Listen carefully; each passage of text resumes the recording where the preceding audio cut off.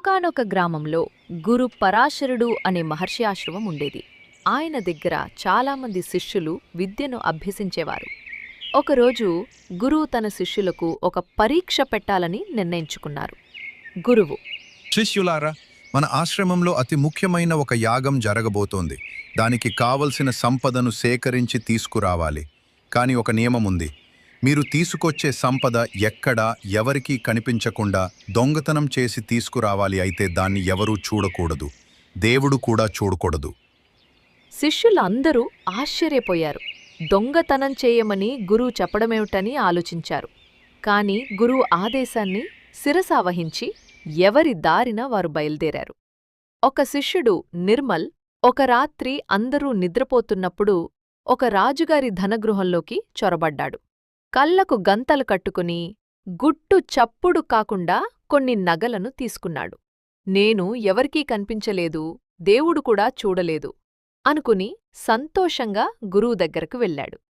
మరొక శిష్యుడు వివేక్ ఒక వ్యాపారింట్లో దొంగతనం చేశాడు. ఎవరూ చూడకుండా జాగ్రత్తపడ్డాడు. అతడు కూడా గురువు దగ్గరకు వెళ్ళి తాను తెచ్చిన సంపదను గురువుకు చూపించాడు. ఇలా అందరూ ఏదో ఒక సంపదను తీసుకువచ్చారు. కాని ఒక్క నిష్కామ్ అనే శిష్యుడు మాత్రం ఏమీ తీసుకురాలేదు. ఖాళీ చేతులతో గురువు ముందు నిలబడ్డాడు.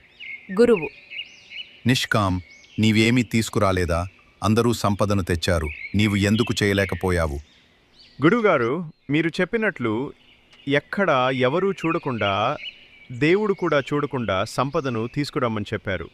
నేను ఎక్కడికి వెళ్ళినా దొంగతనం చేయబోయినా నా మనస్సాక్షి నన్ను చూస్తున్నట్లు అనిపించింది. నేను ఎలా మోసం చేసుకోగలను? నన్ను నేను చూస్తుండగా నేను దొంగతనం ఎలా చేయగలను?